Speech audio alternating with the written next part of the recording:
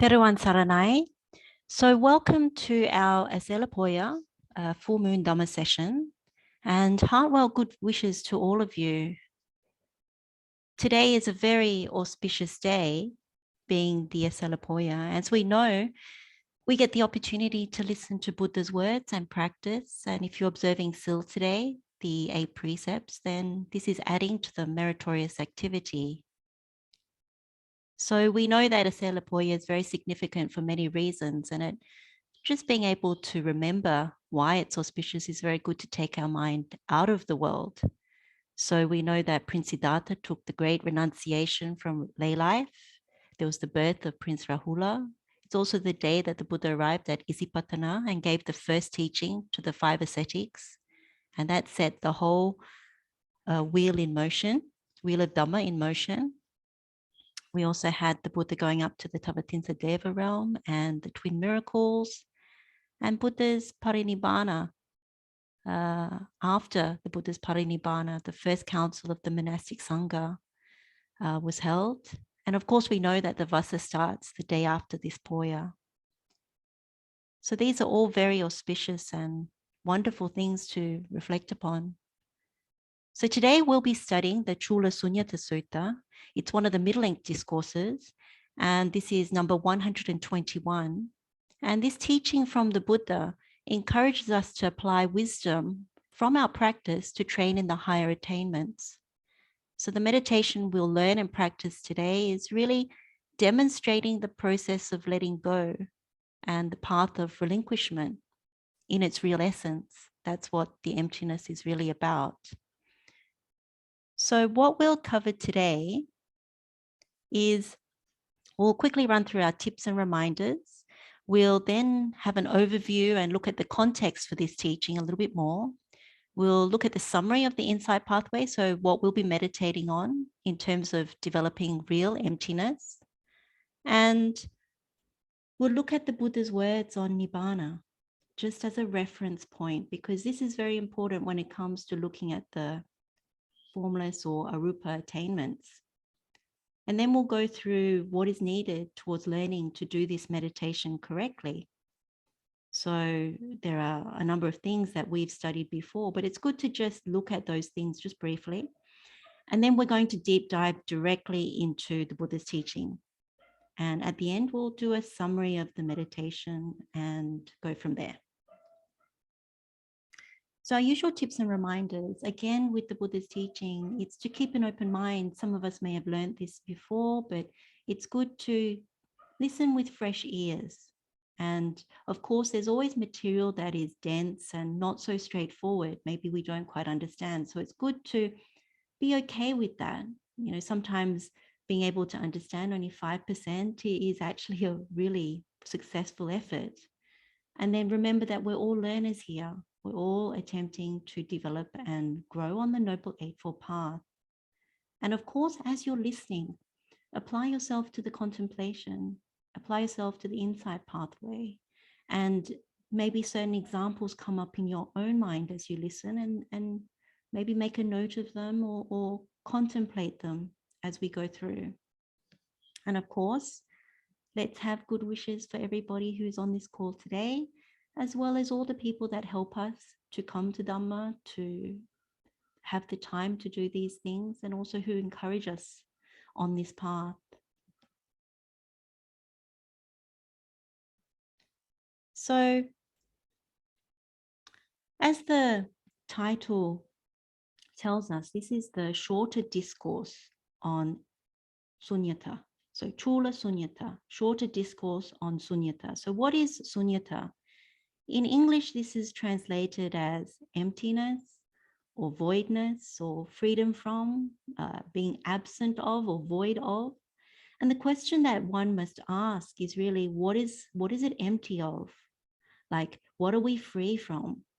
And what you get from the Buddha's teaching, as we'll see throughout this session, is that when you do the meditation or the contemplation, there's a process of emptying, a process of giving up or getting rid of something, relinquishing something. And each time you relinquish it, it gets more and more subtle. So the mind goes to the higher concentration, And that enables us to see what is really conditioned or constructed. And it's really because of our craving, craving for more and more subtle pleasure, as we'll see in this meditation, that we can still see that dependent origination is happening. We get this realization that when you get to the end of the meditation, you really start to see where the Buddha is coming from, that he's talking about complete relinquishment of all, sabanisago, the complete relinquishment of all craving, even for subtle pleasure of the higher attainments. So that would lead to the highest noble truth, which is the complete cessation of suffering, which is dukkha nirodha. So this is Nibbana. So that is the ultimate goal of the spiritual life. It's Nibbana. So this is yet again another very, very powerful meditation. Now, what we need to know are certain dhammas in order to successfully do this meditation. And some of these things, as I said, we've learned before. So this is not necessarily a beginner's meditation, but we'll go into that more as we go along. So another way to answer the question of empty of what is to recognize that this is about emptying of greed, hatred, and delusion. We want to be free from greed, hatred, and delusion. That's why the Buddha's path is called the path of non-greed, non-hatred, and non-delusion. We are emptying of the craving for greed, hatred, and delusion. And it gets more subtle and subtle. So if we continue going with the world, which we've talked about before, and we go with the worldly tendencies, then we are going with greed, hatred, and delusion, which is more of the same predicament. And what we see with that is it leads back to this continuing transmigration in samsara. We will be reborn into one of the 31 realms of existence over and over again, only to experience suffering over and over again, with the exception of the pure abodes. Now, if we contemplate the Buddha's words and instructions and we penetrate this noble Dhamma, then we start to see how it really is, know and see how it really is. And we have the opportunity, the potential to break this cycle. So this will become clearer as we deep dive into the Buddha's teaching on emptiness. So the emptying process is a gradual one. Each level of the meditation, we are developing and refining emptiness, firstly through form, like a series of form, and then into the formless, and then into liberations. So by the end of the meditation, particularly if one gets to the noble attainment of arahant, then you really understand what the true emptiness that the Buddha is talking about, that it's empty of craving for sensuality, so empty of craving for existence, and empty for non-existence, craving for non-existence. So this meditation is more on the sukha patipada side, so pleasant practice side, not like many of the other meditations we've been learning, which is more on the dukkha patipada, the painful practice side. So we're not being asked to look at objects which are difficult or painful, so to speak, whereas we're looking at things which are on the happier side, pleasant side. In many ways, this meditation is similar to the profitable path meditation that we did from the Chunda Sutta, the one that has the verse that begins with Dadato Punyam Pavadati, by giving merit grows. It's similar because you contemplate gross material form in order to enter into the arupas and the liberations, but it's different in the type of sequence of contemplation, the instruction, the steps that we're going to do today. So as many of you will already know, then there are many ways of entering the formless attainments, the arupas, but in this session, we're learning yet another way. And so that's important because it helps us to know and see higher concentrations that are still conditioned and they're not Nibbana. And one thing that we'll look at in this session is that there are certain aspects or qualities of formless attainment, such as space, which are also inherent in Nibbana. And that's why it's often mistaken for Nibbana. So we'll look at that in this session. We'll be using our spiritual faculties. So what we know is that this is a wisdom pathway, an insight pathway. So we're applying wisdom all the way through. And one of the things with this meditation is it's important to be as easy to instruct as possible. So we want to give up our strong views about things, really heed the Buddha's words, bending with humility towards the Dhamma that he is showing us, making effort towards developing this emptiness. And so equally important is following the insight pathway correctly. This is not the type of meditation that you want to learn, that you skip steps or you add things that the Buddha is not asking you to add. And if you do so, then you're likely to go wrong and you won't be successful in the meditation. So it's good to approach the meditation really trying to understand what the Buddha is saying. And of course, also it's safer to have done these painful practice meditations we've done before, because you'll find that they're the foundation for doing this meditation, that you won't think that this meditation is something that it is not. And that will become clearer along the way as well. So in terms of the architecture of this sutta, it's pretty straightforward. Venerable Ananda asked the Buddha about his statement, "I now remain fully in a dwelling of emptiness." And Venerable Ananda asked whether he heard that correctly and learned it correctly. And so he starts off with this question. And in asking that question, we then go into the Buddha's answer. And so the Buddha's answer is really around all the different steps that we're going to look at. So we're going to move from form to formless, and then to liberation attainments. And then it will culminate in the complete liberation from the taints. So then at the end, the Buddha, of course, he says that as an encouragement, the emptiness that is pure, that is supreme, unsurpassed, that is what we need to train towards. And so that's the encouragement for us in learning this meditation. So the summary of the insight pathway is what we're going to be looking at. So you can see on the left, the categories of form, formless, liberation. So we'll be looking at this perception of village and human beings, perception of wilderness, perception of earth. And then this is almost like a ramp of being able to enter into further emptiness. It gets more subtle as we go into the arupas. So perception of dimension of infinite space, perception of dimension of infinite consciousness, dimension of nothingness, and then neither perception nor non-perception. And then after that, the Buddha starts talking about signless concentration, which is based on wisdom. So again, from here, the steps include many liberations and then ultimately to Nibbana. So this is a very, very powerful meditation. What we are doing as we look at this emptiness, so we can call it real emptiness, the emptiness that is pure, superior, and unsurpassed, is that by the end of it, you are no longer bound to samsara. You are free of greed, hatred, and delusion, and the whole mass of suffering. So the premise behind this meditation is whatever is not present, we see that it is empty. And whatever is still present, whatever remains, is something that we see as not empty of. So what we do in this meditation is something along the lines of, we empty of village and human beings, then we are not empty of the forest. We empty of the wilderness, which is the forest, and we're not empty of the earth element. And then we empty of the earth element, but we're not empty of infinite space. When we empty of infinite space, then we are not empty of infinite consciousness. When we empty of infinite consciousness, then we are not empty of nothingness. And then on and on it goes like that. So why is it set out this way? Well, there's another sutta called the Sattadhatu Sutta. This is Samyutta Nikaya, chapter 14, discourse number 11. And the Buddha is talking about the elements. And among us, him, independent of what are each of those elements discerned? And the Buddha's answer is the element of the dimension of infinite space is discerned in the dependence on the element of form. The element of the dimension of infinite consciousness is discerned in dependence on the element of dimension of infinite space.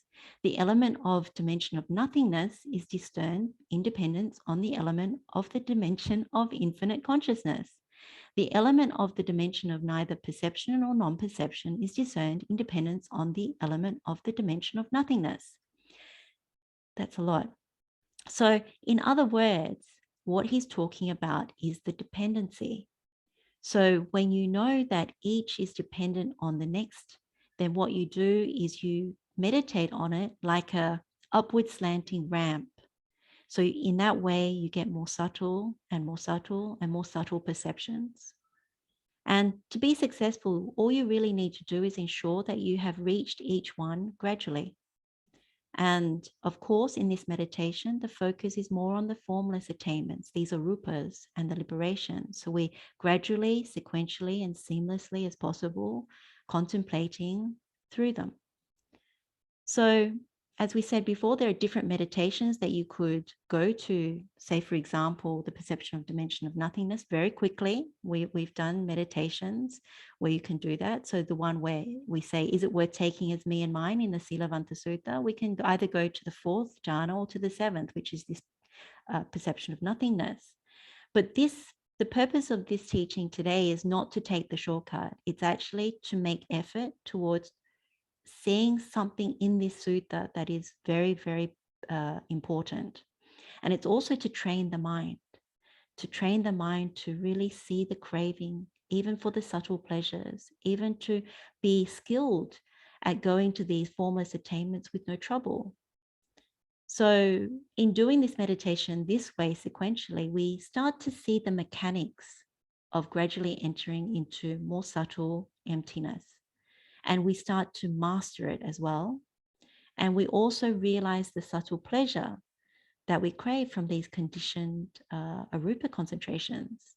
And the most important one is probably that as we train in this, we realize that it still leads back to rebirth and suffering, that if we don't attain path and fruit, then despite the stability of the arupas, despite the luminosity and the brightness of these mind states, and that the experience is pleasurable, it is still not Nibbana. So that's really important to see once you start training in this meditation. So what is helpful is to hear Buddha's heartfelt saying about Nibbana. So this is from the Patama Nibbāna Sutta. This is in Udana 8.1. And the Buddha says, there is, bhikkhus, that base where there is no earth, no water, no fire, no air, no base consisting of the infinity of space, no base consisting in the infinity of consciousness, no base consisting of nothingness, no base consisting of neither perception nor non-perception, neither this world nor another world, nor both, neither sun nor moon. Here, bhikkhus, I say, there is no coming, no going, no steadying, no passing away, no rebirth, not fixed, not movable. It has no support. Just this is the end of suffering. So the Buddha is telling us, Nibbana is beyond the four great elements. It is beyond the four arupas, beyond this world, but beyond another world, beyond both, and beyond sun and the moon, which could mean the entire universe. So he gives the nature of Nibbana in attributes or characteristics. So no coming. So there's no coming back to birth, no going. So we don't go away from this life. There's no steadying, so there's no continuation or duration, no passing away, like falling or deceasing, no rebirth or arising. And there isn't a footing or ground that we stand on, a dependency. And when it says not movable, well, there's freedom from samsara. There's no going onwards. And of course, there's no support, no footing, no condition, no cause is that last one. So Nibbana is actually the complete end of suffering. Many people misapprehend some of these arupas, that is Nibbana. And so that's what, when you train in this, you start to see it more clearly, that there is still impermanence, still instability, despite the pleasure, despite the stability or the perceived stability. So before we launch into our deep dive into the sutta, the only other thing to say is, what do we need to do this meditation? I mean, what will become clear is that there are certain prerequisites. So similar to when we talk about the Karaniya Metta Sutta, we normally say, oh, you need to know Vatupama Sutta and you need to know Anumana Sutta as prerequisites to be able to develop the metta. The same thing goes here, like we need to know about the Four Noble Truths, and most importantly, to know about the arising and passing away of the aggregates, so form, feeling, perception, volitional formations, and consciousness. So that's from the Samadhi Bhavana Sutta. It's also very important to know about the perversions or distortions in the mind. This is from the Vipallasa Sutta. So what we'll find in this session is that the perversions, if they're still there in the mind, these vipalasas, then they block entry into the next attainment. And so that's what we're really doing when we contemplate the inside pathway of this meditation. The other thing that's really helpful is to understand the elements. So the Dhatu Vibhanga Sutta is very helpful for doing this meditation. And of course, understanding the 4 nutriments. So physical nutriment, contact as nutriment, mental volition as nutriment, and also consciousness as nutriment. So sattva, ahara. And we know this from the Ahara Sutta. So the only other thing to say is really about dependent origination. It's good to, it doesn't mean we have to fully know dependent origination, but we have to know that there are 12 links, and then there are 1 or 2 links, particularly to develop the early part of the meditation, is to be able to apply the teaching from the Buddha. So let's begin looking at the sutta. So it begins, as we said, with Venerable Ananda coming to the Buddha, and he says, I have heard that on one occasion the Blessed One was staying near Savatthi in the eastern monastery, the palace of Migara's mother. Then Venerable Ananda, emerging from his seclusion in the evening, went to the Blessed One, and on arrival, having bowed down to him, sat to one side. As he was sitting there, he said to the Blessed One, on one occasion when the Blessed One was staying among the Sakyans in a Sakyan town named Nagaraka, there, face to face with the Blessed One, I heard this. Face to face, I learned this. I now remain fully in a dwelling of emptiness. Did I hear that correctly? Learn it correctly, attend to it correctly, remember it correctly? And the Buddha responds by saying, yes, Ananda, you heard that correctly, learned it correctly, attended to it correctly, remembered it correctly. Now, as well as before, I remain fully in a dwelling of emptiness. Just as this palace of Migara's mother is empty of elephants, cattle and mares, empty of gold and silver, empty of assemblies of women and men, and there is only this non-emptiness, the singleness based on the Sangha of monks. So the Buddha's initial statement starts with the place where he is staying with the bhikkhus at Migara's mother's palace. So this was donated or offered by Visakha. And he says that it is empty of all things you would find in the village. So the animals and what is the equivalent of money or wealth and people. So this is the equivalent of the perception of the village, the perception of the human beings that we were talking about, or a subset of human beings.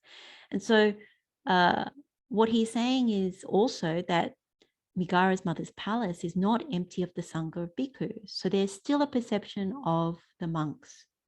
So it's not fully empty of human beings. Now, how can we understand this? It's like for us going to the city or going to work, where it's filled with sensory objects of buildings, vehicles, all kinds of material objects, places that sell food and drinks and people, and then coming back home. So our home is physically empty of those objects, but not empty of what is in our homes, namely our family members and other material things. However, the emptiness that the Buddha is speaking of is more than just physical emptiness, because even though there is physical emptiness of those objects from the village, or in our case, the city, or what we have seen at work, we, more often than not, we're not empty of those things at a mental level. We have this compulsive tendency to circle around thoughts after we make contact from our daily activities, whether we're at work or some other place that we've been to. So these lingering thoughts that are in our minds, they're the form of sensual thoughts, ill will thoughts, harmful thoughts. So that's really greed, hatred, and delusion. So how can we understand this a bit further? It's very useful to turn to Venerable Sariputta and the Buddha to teach us this.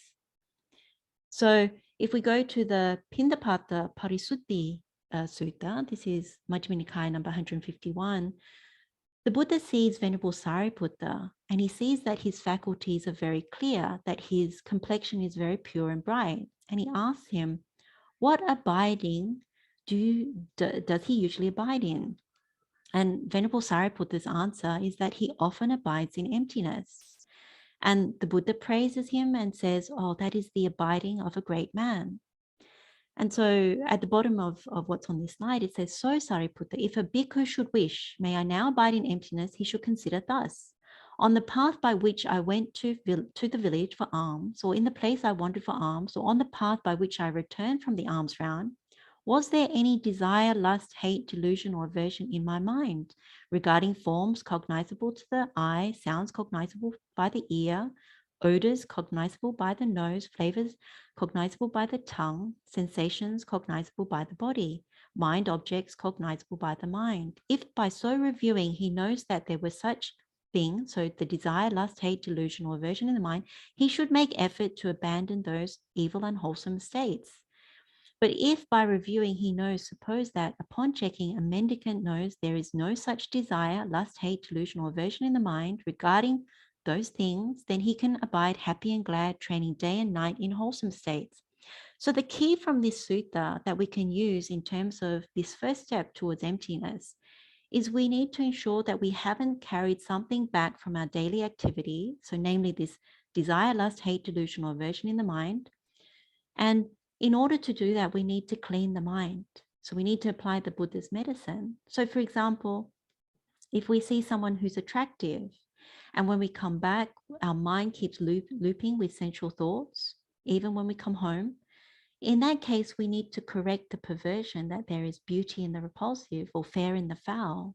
So as you know, from our practice on various painful practices, we need to contemplate 32 parts of the body or contemplate the 9 holes in the body. So seeing some sort of impurity in the body. So in that way, the perversion is not there. We can abandon the unwholesome thought. The same applies to food as another example. If we see some advertising, we're walking back, we pass the restaurant and we look in the window and it looks very enticing. You come back and you're making plans and the mind won't let go of it. Again, you need to correct that perversion because otherwise the mind will not be empty. So you contemplate, if you leave that food out for 10 days, would you still want to eat it? Or what happens to the food when you digest it? So these are the different types of medicine that we know that the Buddha has. Now, if we do this for whatever object troubles our mind, then we can be genuinely empty of that object. And so we don't, we're not troubled by it. And in that way, we're truly empty of what the Buddha says is empty of what is in the village and empty of human beings. The other way of doing it is also looking at the arising and passing away of form. So all these things are the physical nutriment, but we look at the contemplation of how craving comes to arise, the samudaya. If you remember from the Samadhi Bhavana Sutta, we sought delight, welcomed, and remained holding. Abhinandati, abhiwadati, ajosayati tati. Therefore, delight comes to arise, then clinging, existence, and then birth, aging, and death, and the whole mass of suffering. So if you recognize that this is something that is important not to do, then you don't seek delight, don't welcome, don't remain holding. Therefore, there's no delight, no clinging, no existence, and no birth, aging, and the whole mass of suffering. So that's another way of cleaning the mind. So it's very good to do this methodically and to be quite honest about what is still lingering in the mind, because these early steps in the meditation are very important, because otherwise there's no chance of really being able to attain to the formless, to the arupas. You'll have blocks. So this is really the first step. And you can see that it's a huge problem that can arise in the meditation for many people, because we're not rid of these things. The mind is still very dense, still very heavy, still filled with a lot of greed, hatred, and delusion. So if you think about it right now, it's so easy to be filled with politics, so easy to be filled with the troubles of the world, the troubles at work, everything. So this is very important step. So then the next step is the Buddha emphasizes looking at the perception of wilderness, like replacing village and humans with the perception of wilderness. So he says, even so, Ananda, a monk, not attending to the perception of village, not attending to the perception of human being, attends to the singleness based on the perception of wilderness. His mind takes pleasure, finds satisfaction, settles, and indulges in its perception of wilderness. He discerns that whatever disturbances that would exist based on the perception of village are not present. Whatever disturbances that would exist based on the perception of human being are not present. There is only this modicum of disturbance, the singleness based on the perception of wilderness. He discerns that this mode of perception is empty of the perception of village. This mode of perception is empty of the perception of human being. There is only this non-emptiness, the singleness based on the perception of wilderness. Thus he regards it as empty of whatever is not there. Whatever remains he discerns as present. There is this. And so this, his entry into emptiness, accords with actuality, is undistorted in meaning and pure.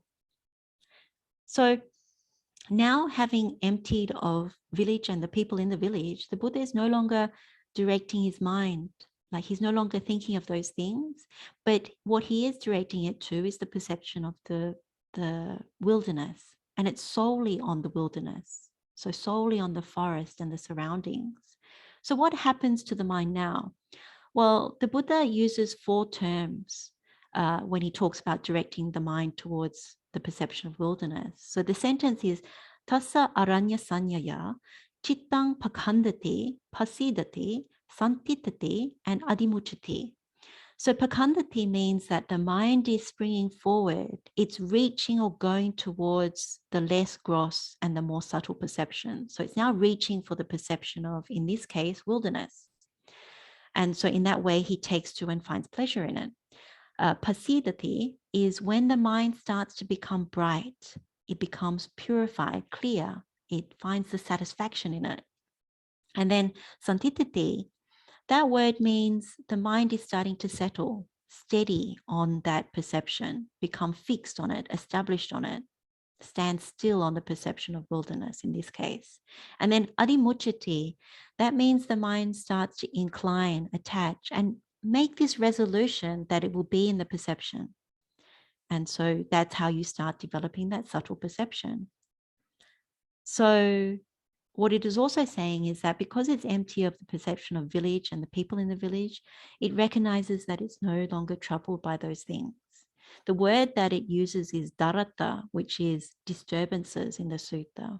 That's also been translated from Pali as weariness, pain, trouble, or really also you could sum it up as being mental affliction, something that is still afflicting the mind.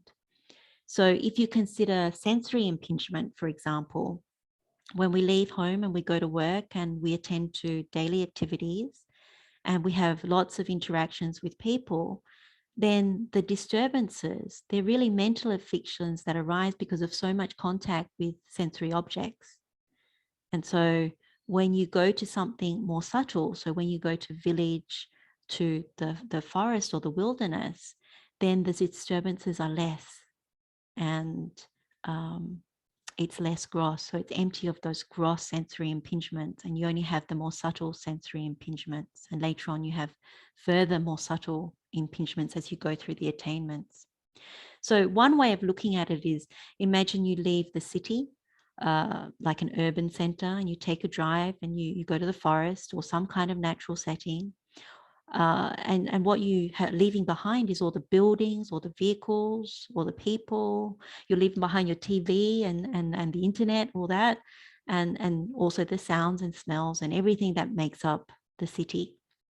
And so then when you go to the natural setting, the forest, and all you're surrounded by are really trees and rivers and mountains and less people.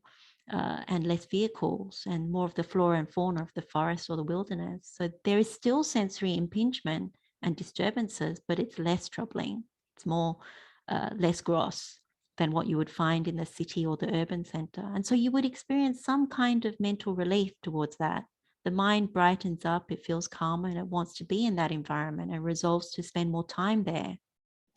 And so then the last phrase that the Buddha uses is evampisa essa ananda yata bucha avipalata parisuddha sunyata avakanti bhavati. So that is translated, this is Venerable Thanissara's translation. He says, and so Ananda, his entry into emptiness accords with actualities undistorted in view and pure.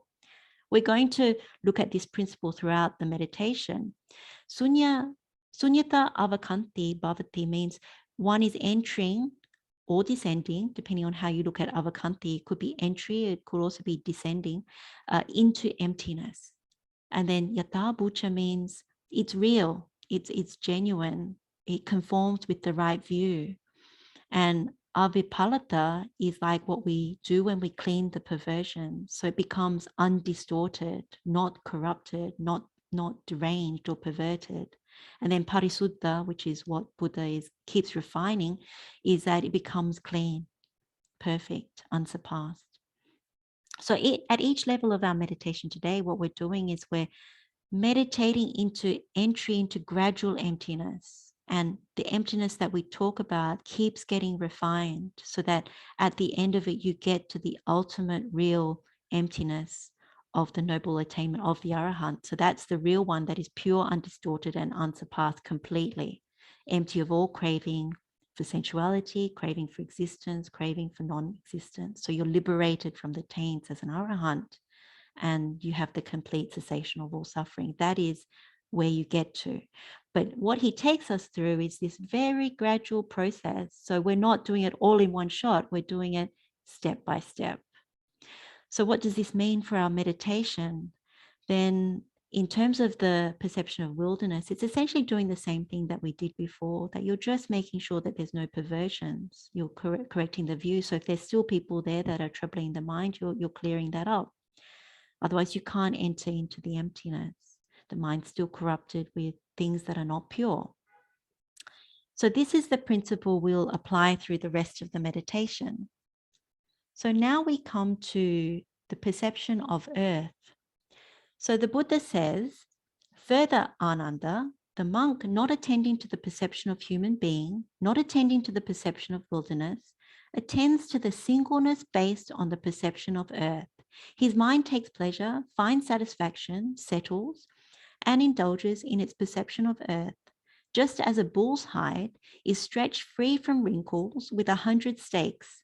Even so, without attending to all the ridges and hollows, the river ravines, the tracks of stumps and thorns, the craggy irregularities of this earth, he attends to the singleness based on the perception of earth. His mind takes pleasure, finds satisfaction, settles, and indulges in its perception of earth. He discerns that whatever disturbances that would exist based on the perception of human being are not present. The same for the perception of wilderness, they're not present. There is only this modicum of disturbance, the singleness based on the perception of earth. And so he discerns that this mode of perception is empty of human being, the perception of human being, empty of the perception of wilderness. There's only the non-emptiness, the singleness based on the perception of earth. And says the same thing. And all the way to the end, it says his entry into emptiness accords with actuality, is undistorted in meaning or view, and pure. So this next part is now getting further refined in terms of emptiness. So we have the non-emptiness of the wilderness. And if you remember at the beginning of the discourse to Venerable Ananda, the Buddha says that he wasn't empty of the Sangha of monks. So now, in order to be empty of the perception of the Sangha of monks and this perception of wilderness, the Buddha is now putting attention towards the perception of earth, patavi. So this is the patavi sanya. So what do we know about the element of earth? So we know that earth is one of the four great elements. It's material form that is solid or can be solidified and clung to. It has the property of extension, so it can be stretched out. And we know that our world is made up of this element, this earth element. We are also made out of this earth element. So the Sangha of monks that the Buddha refers to are also made out of the earth element too. So it can be understood that the earth element is both internal and external. So the sutta that is helpful for this is the Dhatu Vibhanga Sutta. So Majjhima Nikaya, discourse number 140. If you remember from Dhatu Vibhanga Sutta, it says a person consisting of 6 elements. So the earth element, the water element, the fire element, the air element, the space element, and consciousness element. So those are the 6 elements that this sutta refers to. So what we're going to do is apply aspects of the Dhatu Vibhanga Sutta to this meditation.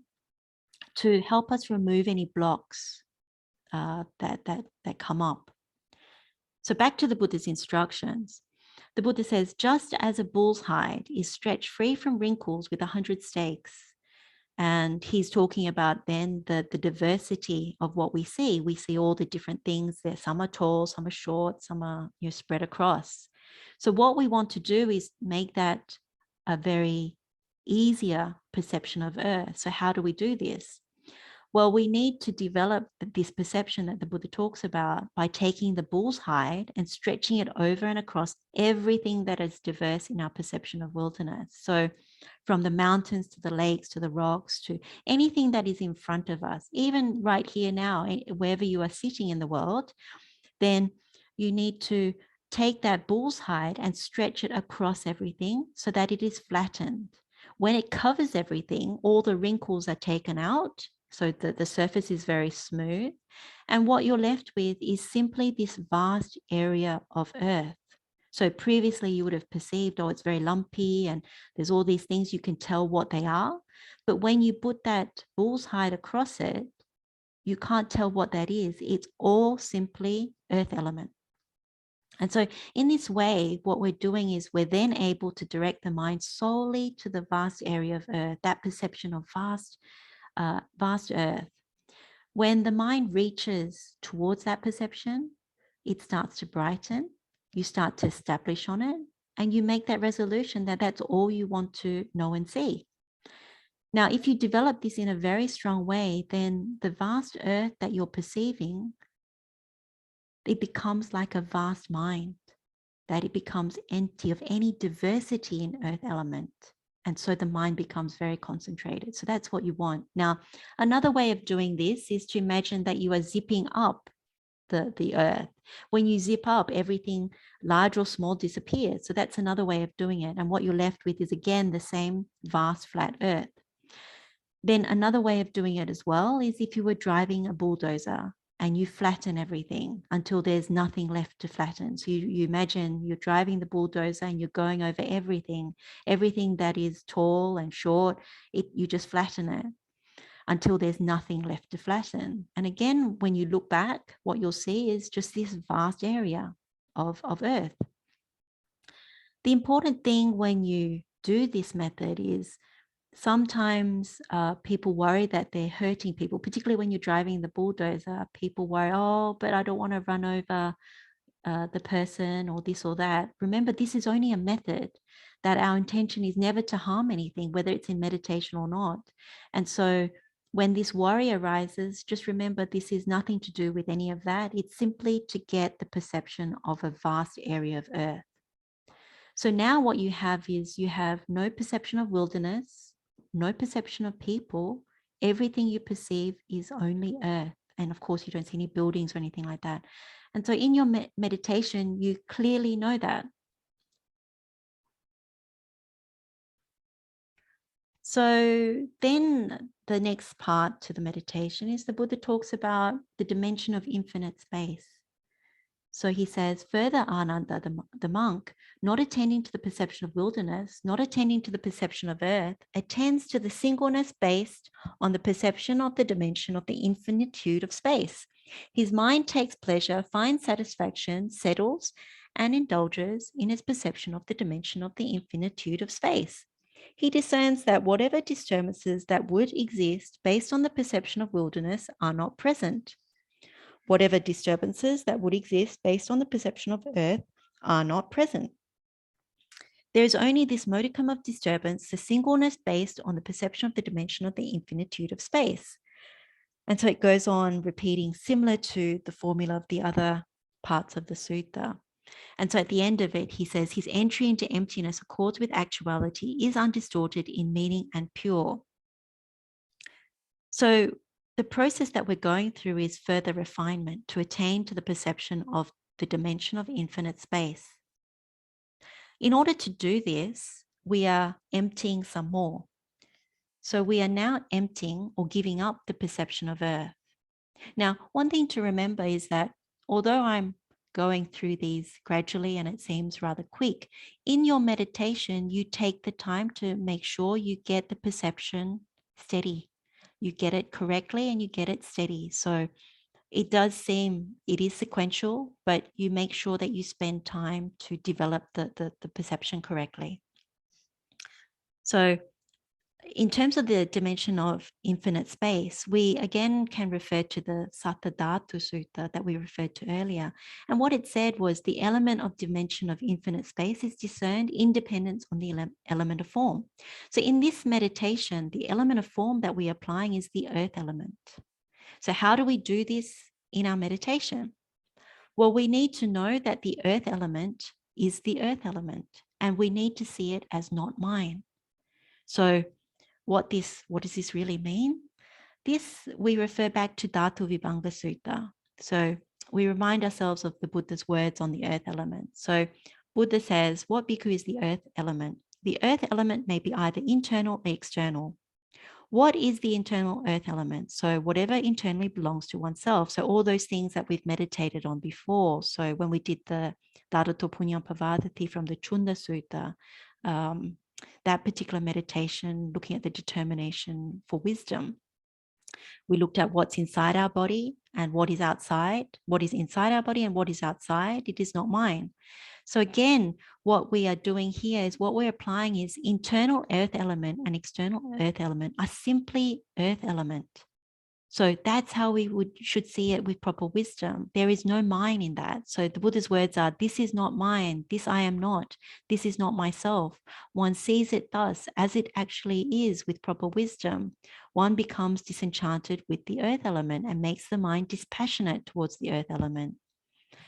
So when we look at it like this, what is very clear, and this will help us with any blocks that come up in this particular step, is we need to make sure we see it as this is not mine, this I am not, this is not self or not myself, which is really this is not mine.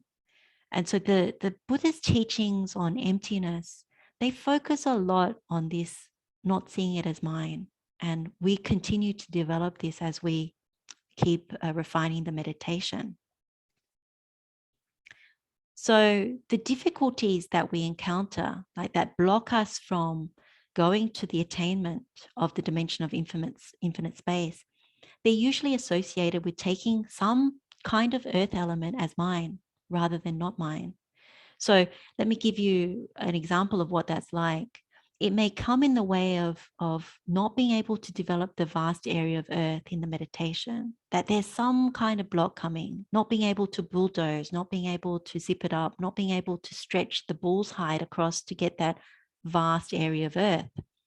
So we might have no problem flattening trees, mountains, buildings, vehicles, but then we think, I can't flatten my family, or my cat, or my dog, or whatever other pet you have, or my teacher, or those monks and nuns from my temple, or those people, my neighbors over there. If this is the case, then in the meditation, you need to contemplate those particular objects that you're taking them as mine, but they are made of the earth element and they are not mine. If you still see them, even after you're doing that, and you still view them as my this or that, or you're continuing to label them as monk or nun or good person, bad person, or baby or old person, or some kind of label, then it's going to block from the attainment as well. So what you might need to do is to do again the contemplation of the arising and passing away of form, the one that we did from the Samadhi Bhavana Sutta, to see the impermanence of form in those particular blocks. Now, if we apply that medicine, then what you should find is you'll be able to flatten the earth. So it becomes that vast area, and then the mind expands, and then, the mind concentrates. Now, it will help if you have conviction towards the Buddha. Of course, in all these meditations, it's very helpful to have conviction towards the Buddha, and of course, the Buddha's teachings, the Dhamma, because it just makes it easier to see these perceptions as not mine. So if we have this correct, and you have the correct view that it's not mine, then you'll be successful in attaining to the perception of the dimension of infinite space. The mind then focuses solely on this infinite space. It keeps reaching for it. The mind really starts to brighten and calm.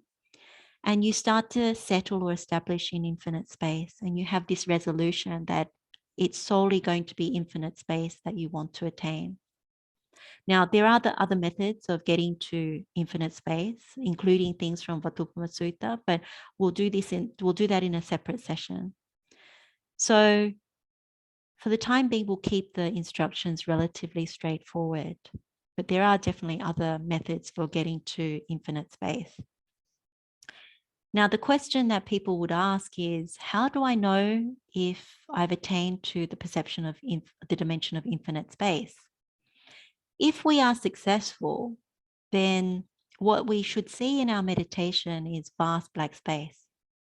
So in the mind, when you're sitting, so this is very different from, say, if you go to the beach and you see the space at the beach, for example, you see the ocean, and then above that, all you see is just vast space. So it's very different from that, eyes open. Eyes closed, what you see is something that is almost completely black. And in some instances, you get this sense that there may be some forms, but they seem very far away. But it's pretty much this denseness of darkness. So what you feel when you perceive that is a feeling of vastness, that it's infinite. So you can't measure it. And some people say it's like the night sky when there's no moon and there's no stars, but you can kind of make something out. So when we get to this attainment, we are now empty of the perception of earth, but we are not empty of the perception of the dimension of infinite space. Now, when we are in this infinite space, then what has happened is that we have gone beyond form and gone beyond sensuality, because that no longer comes up, because sensuality is based on the form. And sensual desire, as we should know, it comes under the first unprofitable direction. It's associated with kaplinkara, the physical nutriment. So that's where consciousness establishes on form. So we have gone beyond that. So when you attain to the dimension of infinite space, we're temporarily not troubled by the craving for sensuality, this karma tanha, because we've gone beyond the form. So this means this is like the upside, the temporary upside of attaining to infinite space, being able to go beyond the craving for sensuality. So it's quite a big thing. So then the next thing that the Buddha talks about is attaining to the perception of dimension of infinite consciousness. So he says, further, Ananda, the monk not attending to the perception of earth, not attending to the perception of the dimension of the infinitude of space, attends to the singleness based on the perception of the dimension of infinitude of consciousness. His mind takes pleasure, finds satisfaction, settles, and indulges in its perception of the dimension of the infinitude of consciousness. He discerns that whatever disturbances that would exist based on the perception of earth are not present. Whatever disturbances that would exist based on the perception of the dimension of infinitude of space are not present. There is only this modicum of disturbance, the singleness based on the perception of the dimension of the infinitude of consciousness. He discerns that this mode of perception is empty of the perception of earth, empty of the perception of the dimension of infinitude of space. There is only this non-emptiness, the singleness based on the perception of the dimension of the infinitude of consciousness. Thus, he regards it as empty of whatever is not there. Whatever remains, he discerns as present. There is this. And so this, his entry into emptiness, accords with actuality, is undistorted in meaning and pure, or in meaning and view and pure. What we do here is refine even more. And we do this in order to attain to the perception of the dimension of infinite consciousness. So this is even more subtle than infinite space. We are literally continuing our emptying process. So we were delighting in many ways in the dimension of infinite space, and now we're giving that up. So again, Satadhatu Sutta, it says the element of the dimension of infinite consciousness is discerned independent on the element of the dimension of infinite space. So what do we do in our meditation? So what we experience in the dimension of infinite space is really the feeling of spaciousness, right? It's the feeling associated with perceiving infinite space. You get that feeling, oh, it's so spacious, so vast. And in order to attain to the next attainment, so dimension of infinite consciousness, we need to contemplate that whatever feeling arises, depending on infinite space, is impermanent. So how do we do that? Again, we go back to the Samadhi Bhavana Sutta, but this time we are looking at the arising and passing away of that feeling that is associated with infinite space. So we say, do we seek delight, abhinandati, welcome, abhivadati, and remain holding, ajasayatitati, to that feeling associated with infinite space? If we do, then the delight arises, and as a condition, then clinging and so on. So when you see that, you need to do the passing away. You need to resolve that in order for us to attain the dimension of infinite consciousness, we do not seek delight, nabhinandati, in that feeling associated with infinite space. We don't welcome it, nabhivadati. We don't remain holding, najosayatitri. Then the delight doesn't arise, there's no clinging and so on. So essentially what you realize is that feeling associated with infinite space is impermanent. That's what you get from doing this step.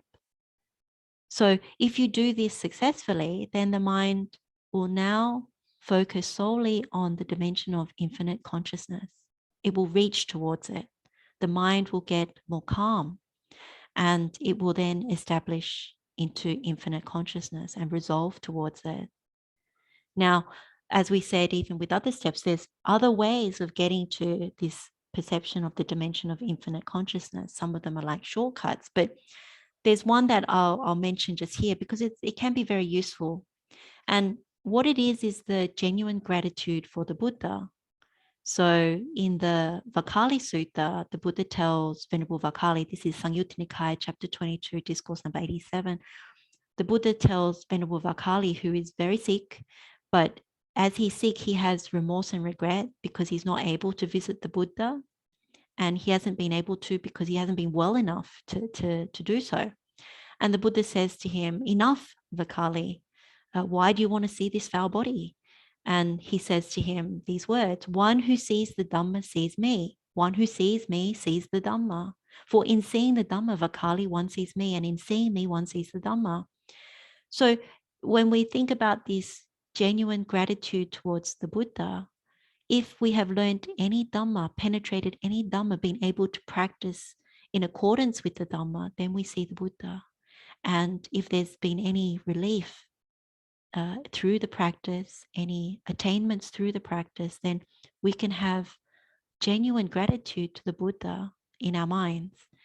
And if you meditate on that, then the mind starts to expand with the gratitude, and it just almost like goes straight into the dimension of infinite consciousness, and you can attain to the perception that way. Again, you can go via Vatupuma, but we'll save that for another session. So, of course, the question comes, how do we know if we've attained to the perception of the dimension of infinite consciousness? So if we have this attainment, what you will see in the meditation is light, or is a light. And it appears somewhere in the vast black space. And for some, it can appear like a very small light in the meditation in the distance. And then for some, it can expand a little bit as you focus on it. For others, they say it's like a beam of light where you can't see the source of the beam of light. Some people might see the light as white. Some people might see the light as golden. Some other people see colors in the light. So whatever the light is, that is your light. And what happens is there's also the feeling as if the head is being activated, like something active is happening around your head. And so you might feel it like sensations or tingles around the head. And the main challenge with this particular attainment is that you don't want to fall back to the perception of the dimension of infinite space. And what tells you that you've lost it is if you lose the light. And you only see black space again, then you know you've fallen from the attainment. And there are a number of ways that can happen. It can happen to fully bring you out of arupas is when you are challenged by actual disturbances. So it may be in your actual physical setting where you might be meditating and you've gone to any of these attainments, and say, for example, this perception of the dimension of infinite consciousness, and there's a dog barking, and you actually turn your attention to that, or someone calls out and you also direct the mind out of your meditation, or you smell someone cooking and you start to contemplate that, or there's a bad odor, or someone pats you or touches you and it brings you out, things like that. So the most important thing is not to have these disturbances. Sometimes it can't be helped, but if you're not troubled and you do see the impermanence of the feeling that is associated with infinite space, then you will attain to the infinite consciousness. And so now you are empty of infinite space, but you are not empty of the perception of the dimension of infinite consciousness.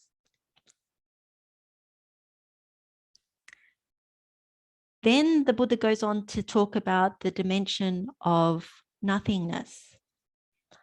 So the Buddha says, further, Ananda, the monk not attending to the perception of the dimension of the infinitude of space, not attending to the perception of the dimension of the infinitude of consciousness, attends to the singleness based on the perception of the dimension of nothingness.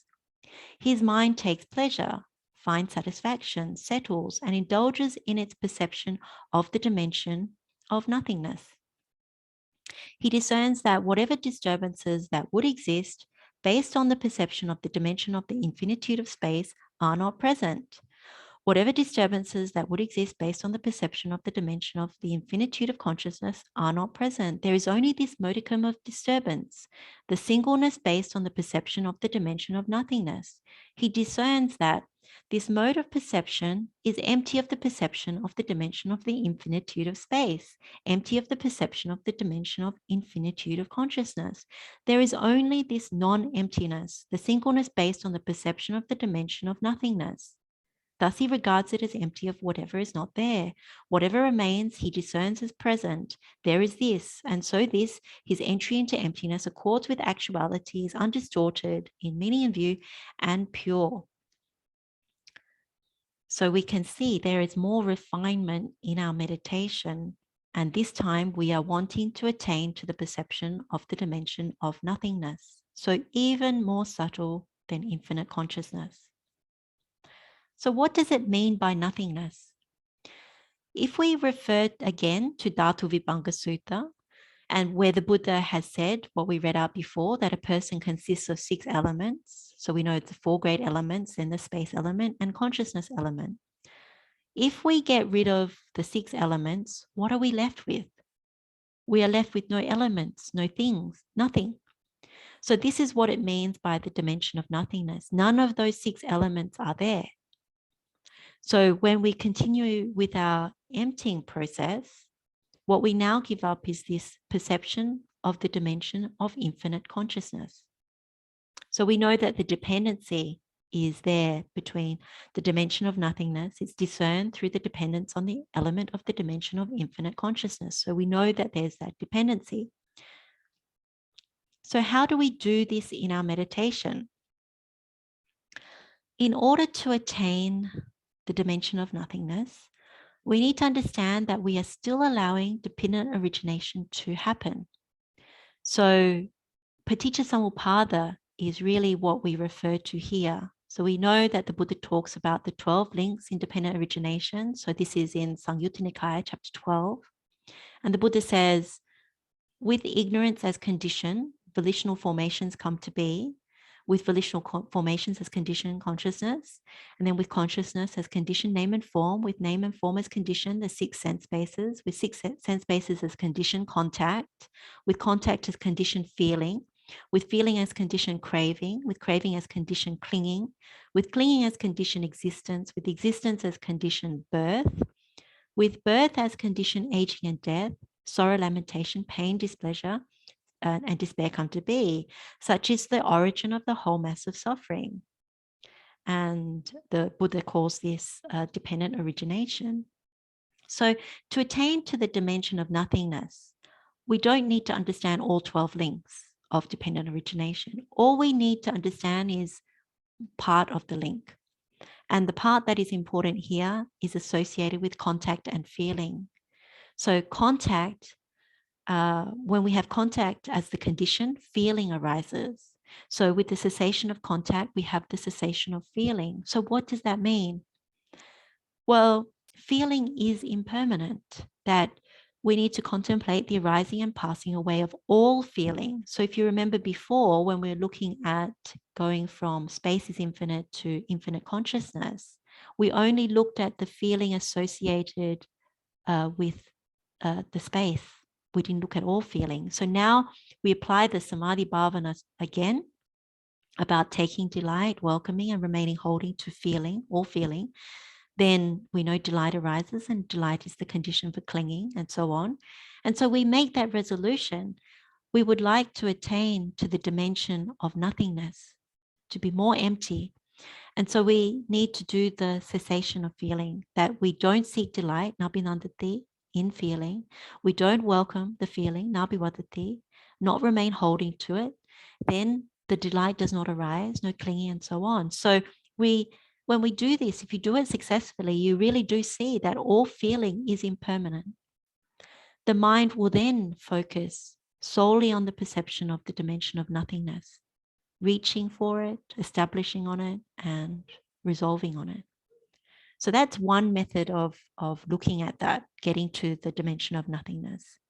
The other method is through the Suññata Sutta. And you find this throughout a lot of the suttas on emptiness, particularly the plane of nothingness. The Buddha was giving this teaching to Venerable Ananda in terms of attaining to the perception of the dimension of nothingness. And it says, then Venerable Ananda approached the Blessed One and said to him, Venerable Sir, it is said, empty is the world, empty is the world. In what way, Venerable Sir, is it said, empty is the world?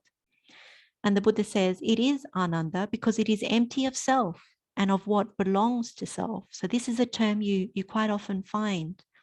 Sunyang atenawa atanyena, that it is said, empty is the world.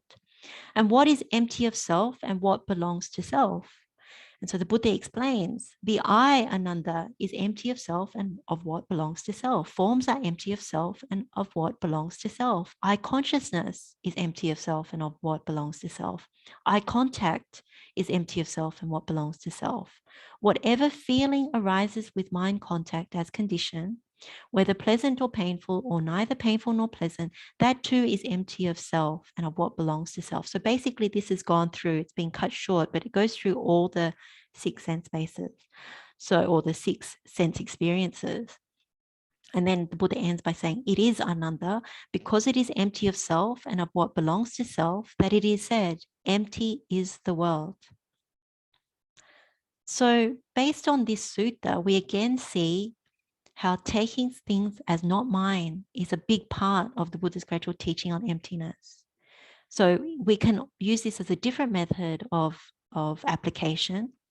If we contemplate that the world through the 6 sense experience is not mine, everything around you is not yours, then you methodically can go through form, eye consciousness, eye contact, and whatever feeling arises, and the same for other sense experiences as well. Everything that makes up our sensory world is empty and not to be misapprehended as mine. So we are correcting that perversion, the distortion in our view, and we are supplanting it with the right view, which is not mine.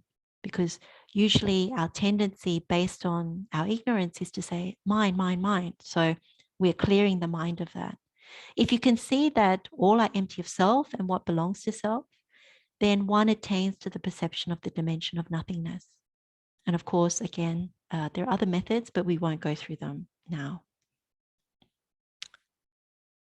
So with this dimension of nothingness, the question again we ask is, how do we know if we have attained to the perception of the dimension of nothingness? If we have this attainment, then what we will see in our meditation are like small dots of light scattered across the black space. So that small light we saw before, or that beam of light we saw in infinite consciousness, that's now broken into smaller lights, but they're very, very bright and much brighter than what you would have perceived in the dimension of infinite consciousness. So you might get a sensation or a sense of connection to some kind of vastness, vast emptiness. The head may feel like it's opened up, that the mind is also very expansive and vast.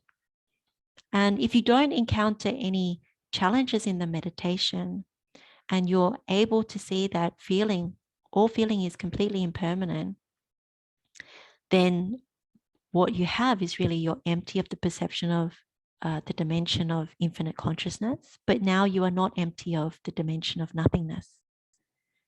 Another question people ask is, what's the difference between the two, like infinite consciousness and nothingness? And the difference, as you know from your meditation, is feeling. In the dimension of infinite consciousness, there's still contact with feeling, but in the dimension of nothingness, there is no feeling. So that is the subtle difference.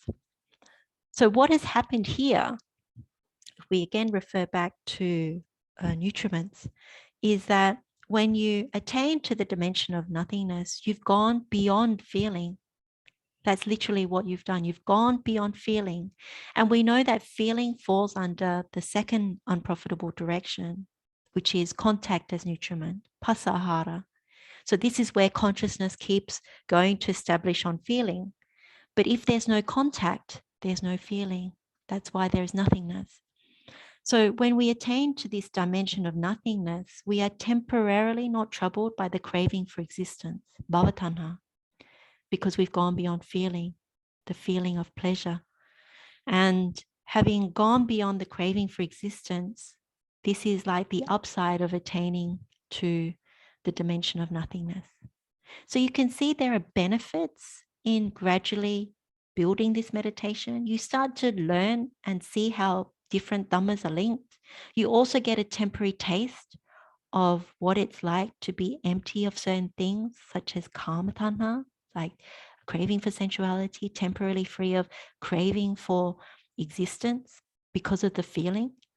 So it's very, very precious. And if you see that, then even theoretically, if you see it, it's very good. Then it gives you that inclination to practice this, to really know it yourself, because we learn about these things, about 4 nutriments and everything. We learn about tanha. We know this Samadhi Bhavana Sutta, but the application of it and then the direct experience of it is so very precious. So then we go on to the dimension of neither perception nor non-perception. So the Buddha says, further, Ananda, the monk, not attending to the perception of the dimension of the infinitude of consciousness, not attending to the perception of the dimension of nothingness, attends to the singleness based on the dimension of neither perception nor non-perception. His mind takes pleasure, finds satisfaction, settles and indulges in the dimension of neither perception nor non-perception. He discerns that whatever disturbances that would exist based on the perception of the dimension of the infinitude of consciousness are not present. Whatever disturbances that would exist based on the perception of the dimension of nothingness are not present. There is only this modicum of disturbance, the singleness based on the dimension of neither perception or non-perception. He discerns that this mode of perception is empty of the perception of the dimension of the infinitude of consciousness, empty of the perception of the dimension of nothingness. There is only this non-emptiness, the singleness based on the dimension of neither perception nor non-perception. Thus he regards it as empty of whatever is not there. Whatever remains he discerns as present, there is this. And so this, his entry into emptiness, accords with actuality, is undistorted in meaning and view, and pure. So there is still more emptiness to be experienced, clearly, from what the Buddha is saying. And we want to now attain to the dimension of neither perception nor non-perception. So this is even more refined. So we continue with our emptying process. We give up the perception of dimension of nothingness. And we know that the dependency for neither perception nor non-perception is the dimension of nothingness. So by giving it up, we're able to then attain the next one. So how do we do this meditation, or do this in our meditation? If we've been following the Buddha's instructions, what we've been doing is removing gross form, and then we remove the feeling in order to progress. So there's more and more subtle emptiness. So we've moved through the different perceptions. We moved to the perception of village, human beings, wilderness, earth, infinite space, infinite consciousness, and then nothingness. So the question to ask is, what is left? And if your answer is, we're left with this remaining perception, then you're correct. To attain to the dimension of neither perception or non-perception, we need to contemplate the remaining perception as impermanent. So that means we again turn to the Samadhi Bhavana Sutta. And if you remember from that particular talk, the thing is we actually need to go through the 5 aggregates of clinging. So in this case, we are now looking at the arising and passing away of perception. So again, we apply abhinandati, abhivatiti, ajosaya, titati, seeking delight, welcoming and remaining, holding to that perception. Delight arises, and then as a condition, clinging, and so on. When we resolve that we want to go to the dimension of neither perception or non-perception, then what is important is not to seek delight, not to welcome, not to remain holding to the perception. And so when you do that, then you have no delight, no clinging. And so what you realize is perception is impermanent. So when you contemplate in this way, and you do that in your meditation as much as you need to in order to attain to the next dimension of neither perception or non-perception, that's what you do. Now, there is a bit of a catch to this. So in a nutshell, we have 6 perceptions, but we just don't know that. So the degree to which we can apply impermanence to this remaining perception depends on the extent to which we see our constructions, like our mental volitional constructions, as not mine. So our tendency is to label all of our constructions, all of our volitional formations, our sankharas, as mine, because we constructed them, we delight in them. And so we don't expect them to fail. And that's why we take them as mine. And we do this out of ignorance. So we can't see the flaws in how we think about things, how we take ownership of things, from our views, our thoughts, all kinds of things, and then our perceptions. And so when they constantly break or are inherently rotten, we keep applying permanency, even though it's flawed. So the only way that we can apply impermanence to the perception is to actually know that the volitional formations that are constructing them, that they're rotten and therefore can't be taken as mine. The example that we can use is the one of the carpenter. So a carpenter wants to construct a table and has a few pieces of wood. Some of the pieces of wood are good. There's no flaws in them. Some of the pieces of wood are rotten. And what happens is the carpenter isn't able to get all the good pieces of wood. So he has to construct the table using what he has, including the rotten wood. So he does that. He doesn't have a choice. So he constructs the table. And usually when he gives away the table or sells the table, he would put his stamp on it, like his logo or his name. He would write it or stamp it onto the table saying, he constructed it. But with this particular table, because he knows that he's had to construct it using some rotten wood, and he can even see the side of the table, the part that has the rotten wood, he has some kind of worry or fear that the table's going to break. And so he doesn't want to put his name on it. He doesn't want to stamp his logo on the table. So in this example, the carpenter's wood pieces, they represent perception. And the carpenter's construction of the table is the volitional formations. So when the carpenter is not putting his name on the table, then that's the equivalent of saying, our constructed volitional formations are not mine. And if the carpenter had constructed the table, so volitional formations, with only the good wood pieces, so he has, these perceptions, he would consider it all his. So he would be happy to stamp the table. And in that sense, he would also regard it as permanent. So he thinks that his construction will last, that's the connection between our volitional formations, how we construct it, and our perception, like what we're using. So when he has to construct the table with the combination of good and bad wood pieces, so out of these good and bad perceptions, then he regards some of the construction as impermanent, the rotten part, essentially. And he may still regard the good part, that the good pieces, as permanent.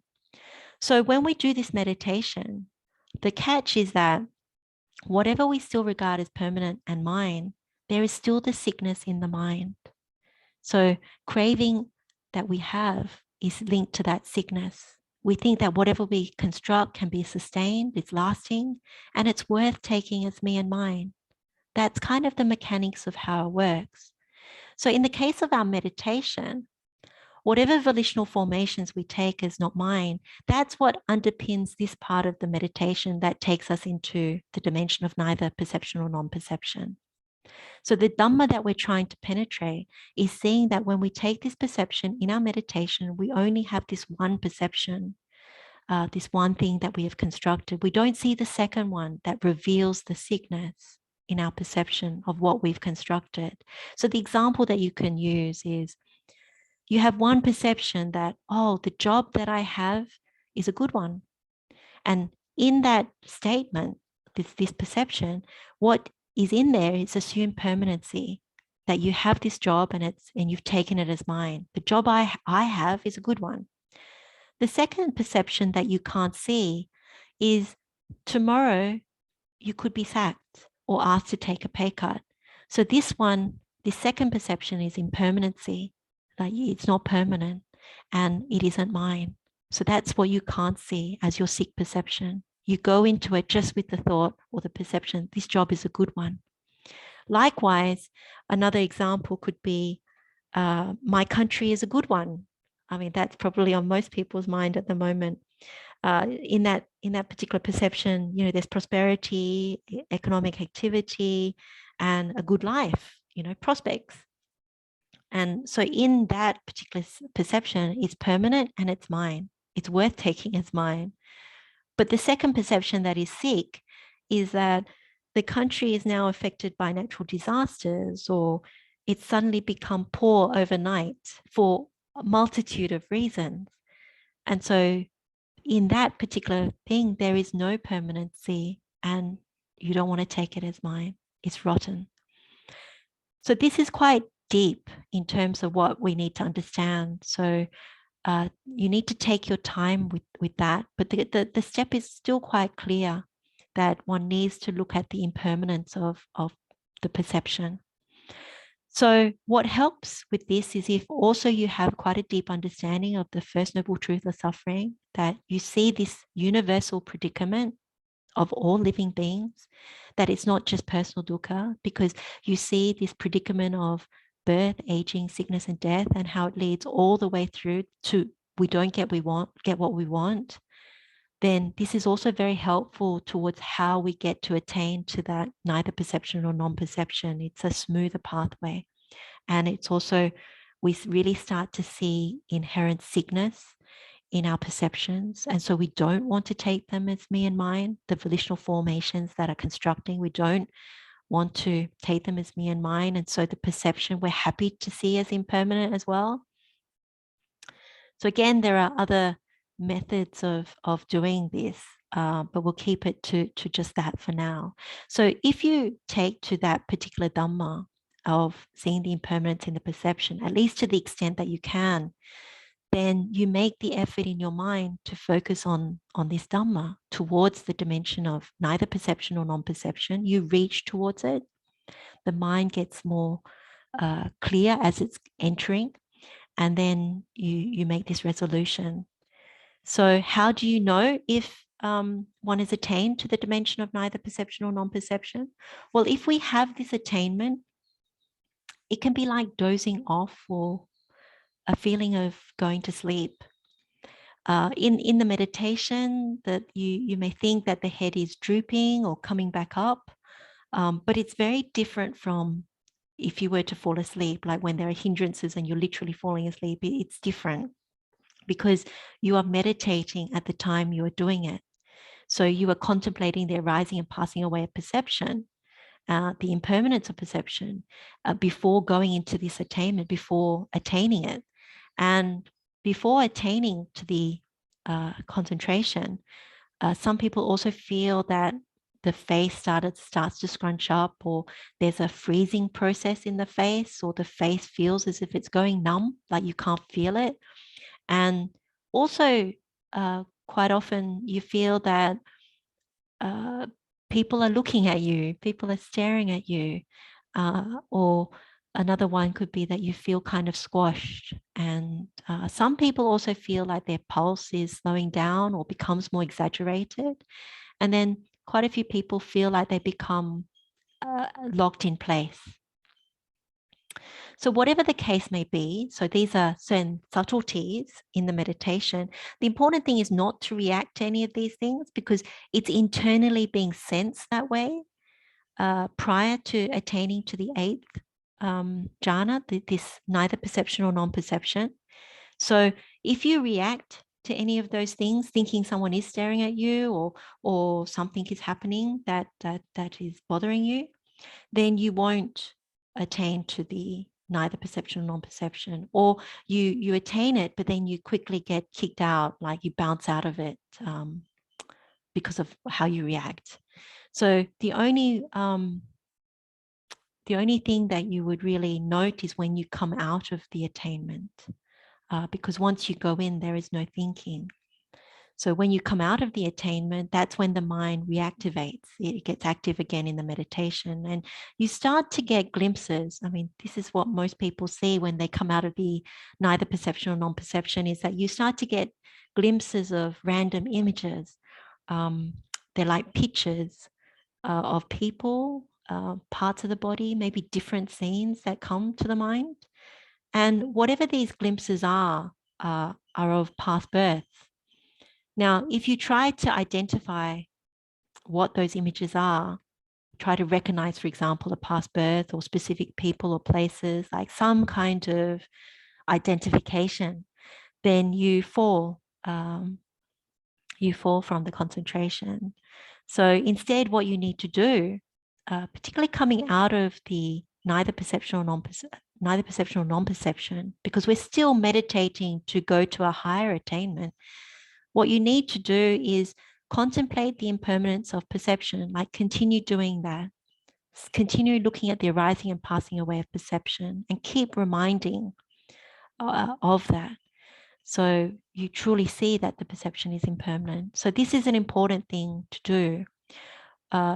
When we grasp coming out of this neither perception or non-perception, it's quite often the case that when you see past births, you want to go towards it. Like there may be unwholesome thoughts coming, like sensual thoughts or ill will thoughts or harming thoughts. That's what can happen. And what you could think is really that a person who is born to neither perception nor non-perception, that particular dimension, you can remain there for 84,000 eons. So it's a very, very long time. That if you're reborn to that place, then that's a very long time. And you're not thinking that whole time. So when you come out of that dimension of no thinking, the great danger is really that you start thinking and you allow these sensual thoughts, ill will thoughts, and harmful thoughts. And the danger is that you'll go searching for those things in places which are more than likely the lower realms.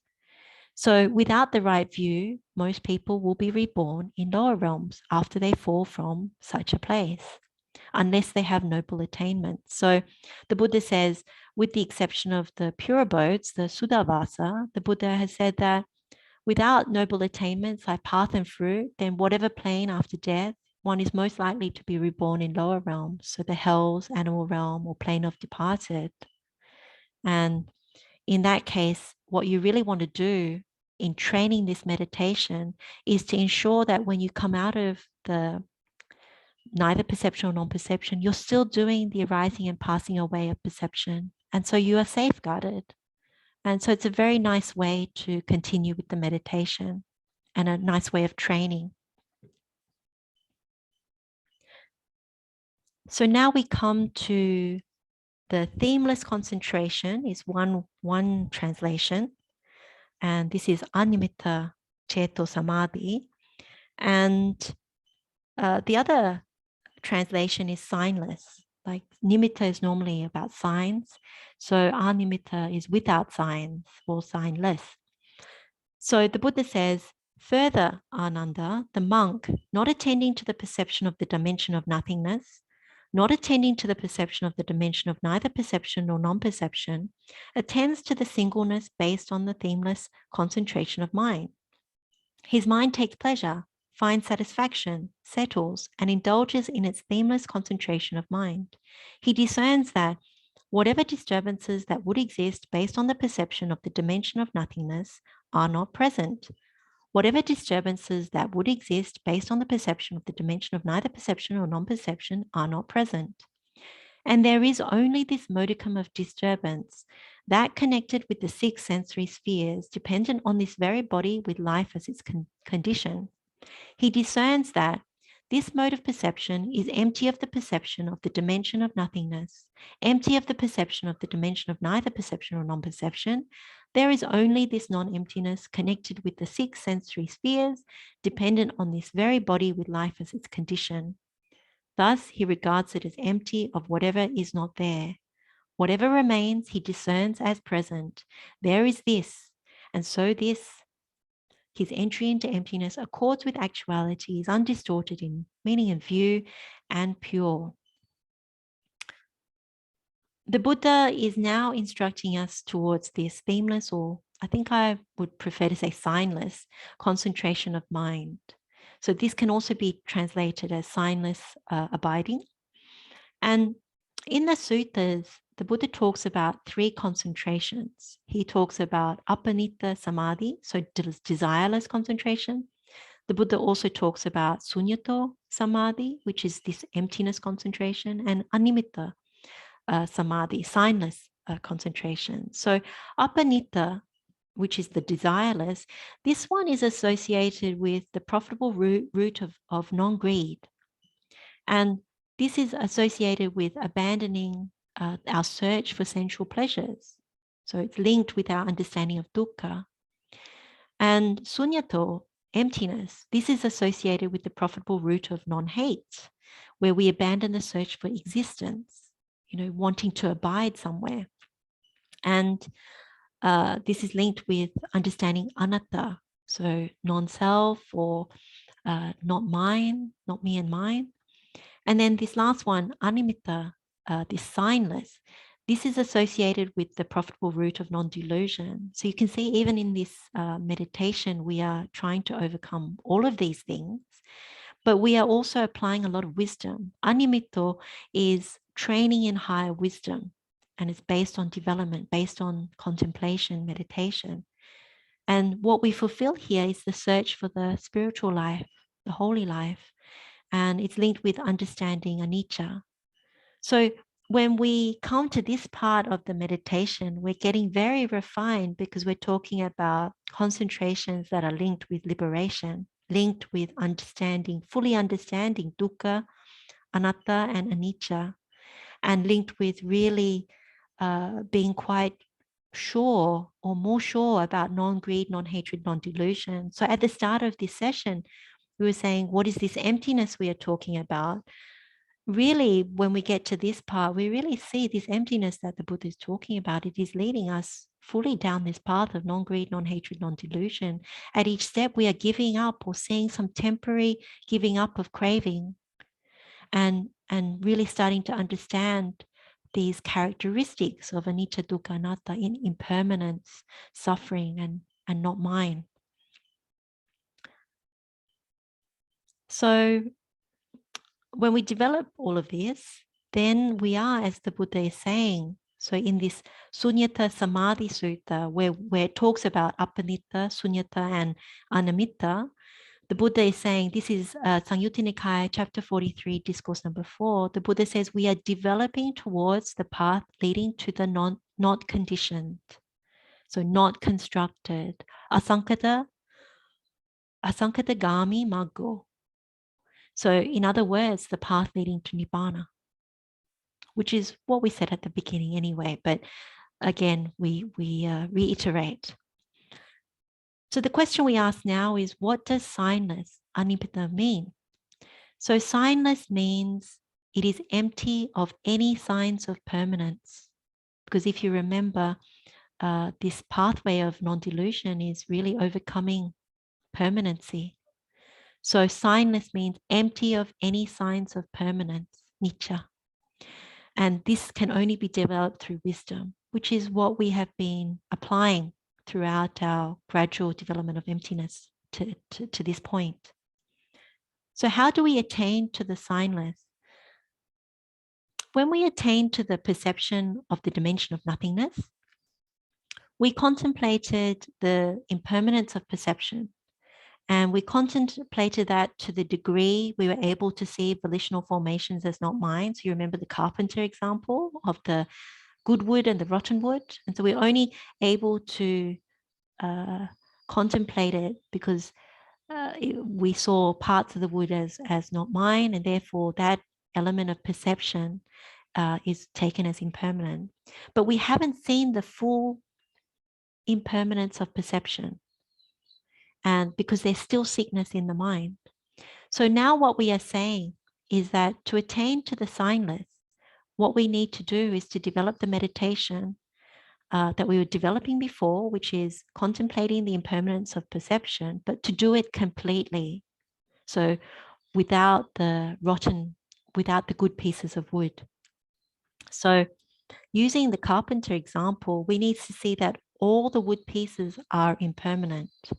So before we only got to the dimension of neither perception or non-perception because we saw some of the wood pieces as impermanent, the rotten ones. So now if we assume that all the wood pieces are rotten, so all our volitional formations, the ideas that we have that we can make it last, that we can control how it exists, that we can sustain it, and that we're no longer happy to put our sign on it, whatever we construct. So we see everything as not mine, then we are correcting that perversion in our view. Therefore, we can start to completely see that the perception is impermanent completely. So this is pretty deep Dhamma. So we make that effort to do so. So you still look at the Samadhi Bhavana in terms of the arising and passing away, but you have this very strong knowing that it is not mine and it is not permanent. And so when you make that effort, what happens is the mind starts to focus on this signlessness, but particularly the impermanence of the perception. You're going towards the signlessness and the mind becomes quite luminous and you establish there and resolve on it. Again, the question comes, how do we know that we have attained to the signless? If we have this attainment, then it feels like the forehead is active, that particularly the forehead, you feel the sensations around the forehead. So in the meditation, when you're contemplating the right view of impermanency, it feels very present. What this means, and very active. So what this means is that there's no delay in seeing any object as impermanent. You see it coming, you see it arising, and then you see it passing away. It's very quick. To remain in the signless concentration, what we need to do is to apply full awareness, sampajana, to give full attention. So you recognize that there is no tanha, there's no craving, or there must be no craving. And so you're actively aware of this arising and passing away phenomena. So it's important at this particular step not to have the arrogance, to have an underlying conceit. Usually this means if you think I am entering this attainment, I have attained it, I am emerging from this attainment towards the attainment of signlessness. If you think I have it and you don't, or those people don't, then that is the arrogance that blocks you. Venerable Sariputta is a very good role model when it comes to a noble disciple who very evidently didn't have that. There's a sutta in Samyutta Nikaya, chapter 28, where he says that he doesn't have any of that. So if you attain to the signless, you can then go to the liberation due to mind. So again, you empty some more. So these are very high dhammas, and I'll just briefly explain. If you see that signless is also a construction, that it is conditioned, then this helps you to remove the arrogance. And if you do so, if you see that it is a construction, then you attain to the liberation due to mind. So this is Ceto Vimutti. What has happened is that in the dimension of nothingness, you're contemplating very strongly that the perception is not mine. And so that's how you attain to liberation due to mind, Ceto Vimukti. To remain in that attainment, you need some help. And that help comes in the form of Chanda Samadhi. So if you recall from our Dukkha Patipada Danda Binya, so first profitable direction, painful practice with slow realization. If you remember that Chanda Samadhi, this concentration due to desire, it's linked to the determination for truth, Satcha Aditana. What do we understand from Satcha Aditana? We understand that what is false has a deceptive nature, and what is true is undeceptive in nature, and that is Nibbana. Musayang mosadambang tang, satchang yang amosadambang Nibbana. What is false has a deceptive nature, so that's everything else. But what is true has the undeceptive nature, that is Nibbana. So what we need to have is that very strong resolution towards Nibbana at this stage of the meditation. So we direct the mind using our Chanda Samadhi towards Nibbana, that is the highest truth, that is the only truth. And so we empty the mind of everything that is false and deceptive, subject to impermanence, subject to not mine.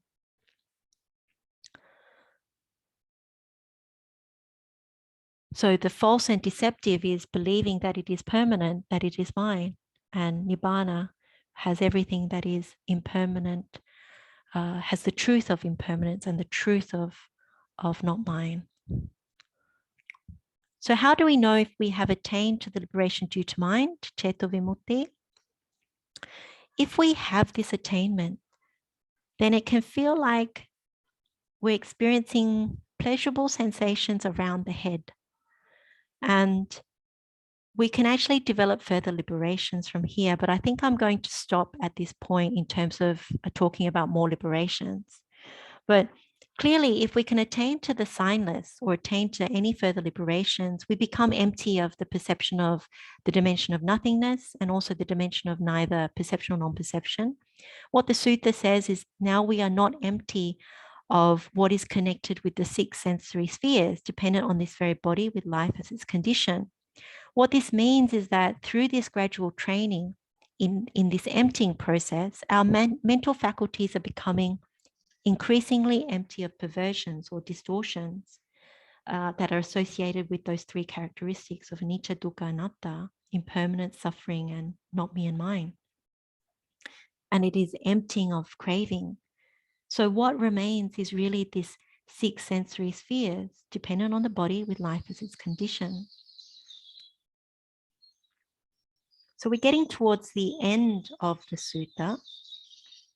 And the Buddha now says, in terms of liberation, the Buddha says, further, Ananda, the monk, not attending to the perception of the dimension of nothingness, not attending to the perception of the dimension of neither perception nor non-perception, attends to the singleness based on the themeless concentration of mind. His mind takes pleasure, finds satisfaction, settles and indulges in its themeless concentration of mind, so the signless. He discerns that this signless concentration of mind is fabricated and mentally fashioned. So this is another way of saying it's constructed or conditioned. And he discerns that whatever is fabricated and mentally fashioned is inconstant, so impermanent and subject to cessation. Thus knowing, thus seeing, his mind is released from the effluent of sensuality. So effluent is also another name for canker or taint. Released from the effluent of becoming, released from the effluent of ignorance. With release, there is knowledge, released. He discerns that birth is ended, the holy life fulfilled, the task is done. There is nothing further for this world. So effluent can contain, this is the asava we are talking about. He discerns that whatever disturbances would exist based on the effluent of sensuality, the effluent of becoming, the effluent of ignorance are not present. And there is only this modicum of disturbance that connected with the six sensory spheres, dependent on this very body with life as its condition. He discerns that this mode of perception is empty of the effluent of sensuality, becoming, and ignorance.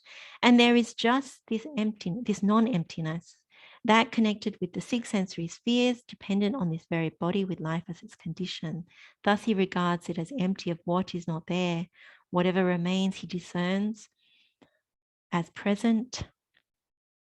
There is this, and so this, his entry into emptiness, accords with actuality, is undistorted in meaning, pure, superior, and unsurpassed. When we attain to this signless or themeless, we apply and develop through wisdom, and we contemplate and discern the Dhamma that this attainment is a construction, and that we are still allowing dependent origination to happen. So we've previously read out the Paticcasamuppada links. So in a more general sense, what we are saying is we are still allowing consciousness to establish somewhere, and therefore dependent origination is still happening. This is where you would, in your meditation, at this point, contemplate the links in the Paticcasamuppada. And that requires a whole nother talk, so we're not going to do that now. But in short, what we are doing is we want there to be no craving, that there is no dependent origination if there is no craving. And so you contemplate from that perspective. And what we mean by that is this craving for sensuality, craving for becoming or existence, craving for non-existence or non-becoming. The biggest craving when you look at this sutta, particularly when you get out of form and get out of the lower attainments of arupa, formless, you see that the biggest craving is the craving for non-existence, this vibhava tanha, because you've already moved through karma tanha, you've temporarily seen that it can be let go. You've seen bhava tanha, you also can be temporarily let go of that because you've gone beyond feeling. But the biggest one that is the most difficult is for the subtle delight and pleasure. That's where this craving for non-existence comes from, vibhava tanha. From this teaching in the Cūḻasuññata Sutta, when we meditate on it and we develop these attainments gradually, we see the movement from gross to less gross, to subtle, to more subtle, and then more subtle and more subtle and more subtle. And so the pleasure that we experience as we go through that, it gets more subtle and more refined and more stable. And so it's so easy to assign some kind of permanency to that formless attainment experience, the arupas. Out of ignorance and conceit, we would desire to abide in those formless attainments. And we may misapprehend that it is also Nibbana. So our thinking is very much, we are happy to have that delight, that pleasure. We may think it's very good like this and it will last. And it could be that we think this is Nibbana. So and as we know, these formless attainments, if you die and are reborn in these places after the breakup of the body, you can be there for a very, very long time. So this is probably a good point to talk about the characteristics or the qualities of Nibbana that are very similar to formless. So there was a question that King Milinda asked to Venerable Nagasena. You find this in the Milinda Panha. It's in chapter 6.3.10, and this is the Nibbana Rupa Santana Panha. And Venerable Nagasena is asked by King Milinda about the outward form of Nibbana, and Venerable Nagasena responds to the king by saying, Nibbana has nothing similar to it. There's no metaphor, no explanation, no reason, no argument. Can its form or figure or duration or measure be made clear?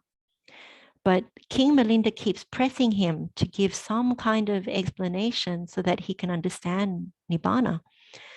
And Venerable Nagasena then mentions that it's possible to give some qualities of Nibbana from other things that are in the world.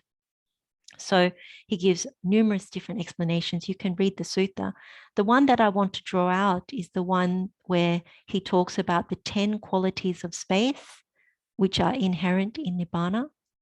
So I'll read it out. It says, as space, O king, neither is born, nor grows old, neither dies, nor passes away, nor is reborn, having future life to spring up into, as it is incomprehensible, cannot be carried off by thieves, rests on nothing, is the sphere in which birds fly, is unobstructed, and is infinite. So, O king, Nibbana is not born, neither does it grow old. It dies not, it passes not away. It has no rebirth, no future life to spring up into. It is unconquerable. Thieves cannot carry it off. It is not attached to anything. It is the sphere in which the arahants move. Nothing can obstruct it, and it is infinite. These are the 10 qualities of space inherent in Nibbana. When you contemplate that answer from Venerable Nagasena, you realize how possible it is to mistake certain qualities in the arupas for Nibbana, or to mistake permanency at the very least. So when we take rebirth out of craving in these formless realms, there is a grave danger, and particularly if you don't have any noble attainment, because when you fall from that very long existence to the hells or to the lower realms, you're still stuck in the endless samsaric cycle of birth and death and no end to the whole massive suffering. You haven't limited any of the lifespan to experience that suffering. Now, if we go beyond the craving for non-existence, then what you're giving up is really you're giving up the remaining unprofitable paths of mental volition as nutriment, which is where consciousness comes to establish on perception. And you also give up consciousness as nutriment, which is where consciousness comes to establish on volitional formations. So you see how it gets linked.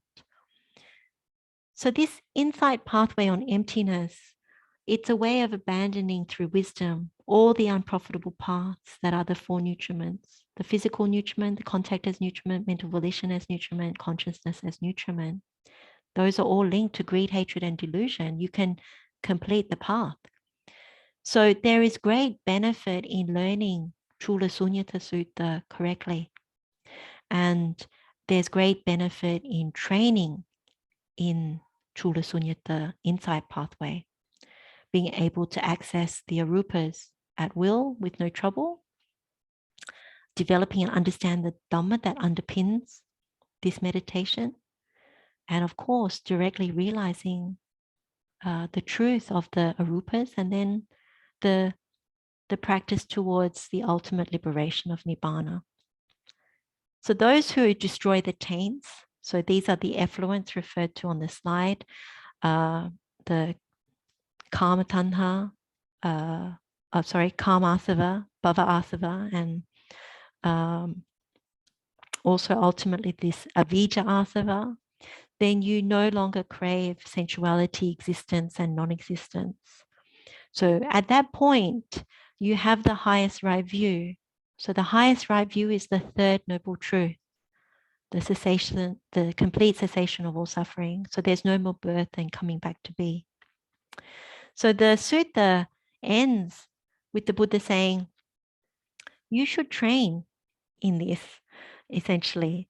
He says, Ananta, whatever contemplatives and Brahmins who in the past entered and remained in an emptiness that was pure, superior, and unsurpassed, they all entered and remained in this very same emptiness that is pure, superior, and unsurpassed.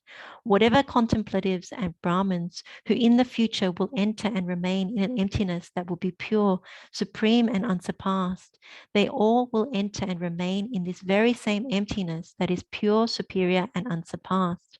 Whatever contemplatives and Brahmins who at present enter and remain in an emptiness that is pure, superior, and unsurpassed, they all enter and remain in this very same emptiness that is pure, superior, and unsurpassed. Therefore, Ananda, you should train yourselves. We will enter and remain in the emptiness that is pure, superior, and unsurpassed. That is what the Blessed One said. Gratified, Venerable Ananda delighted in the Blessed One's words. So as we have seen from this teaching, this is very much the encouragement from the Buddha that we should train ourselves in this way of emptiness that leads to complete purity, superiority, and also that is unsurpassed.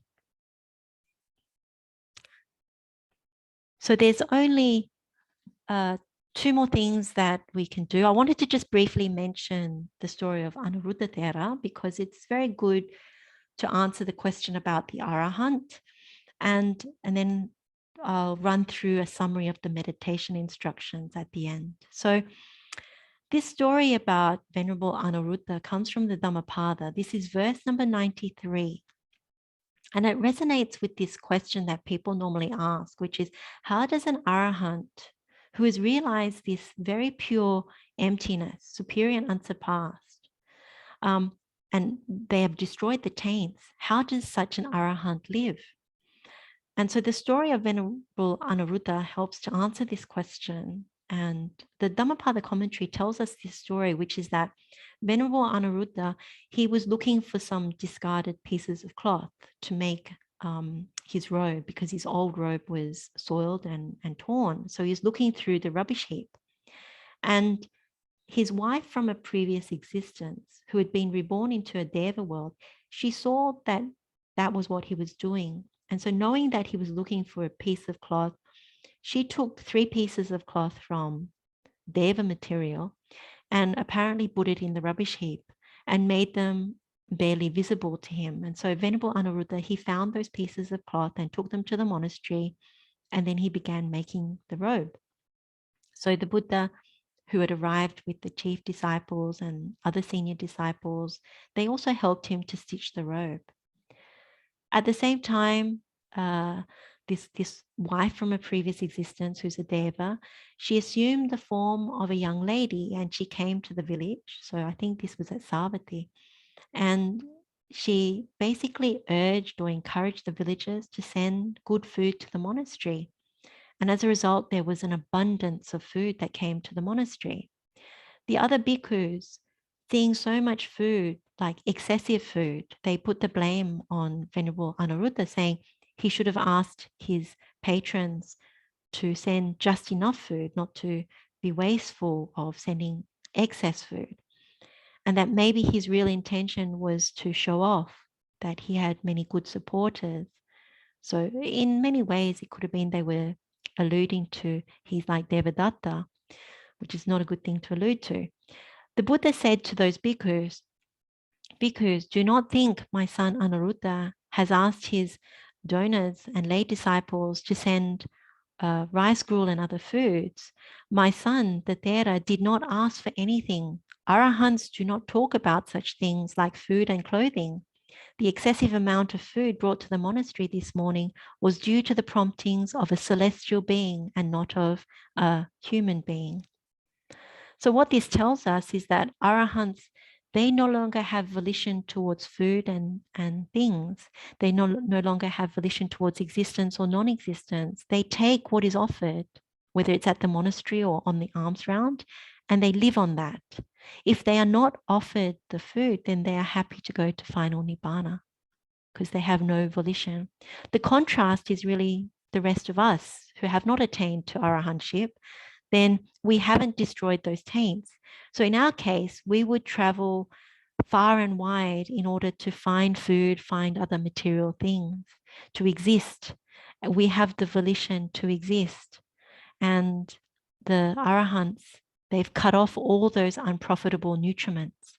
And so at the end of this story, the Buddha speaks the verse, one whose taints have been destroyed, one who's not dependent on nutriment, emptiness and signless, liberation is their emptiness and signless liberation is their domain. Like birds in the sky, their path is hard to follow. And so you see, when the taints have been destroyed, there is no longer any dependency on the unprofitable paths.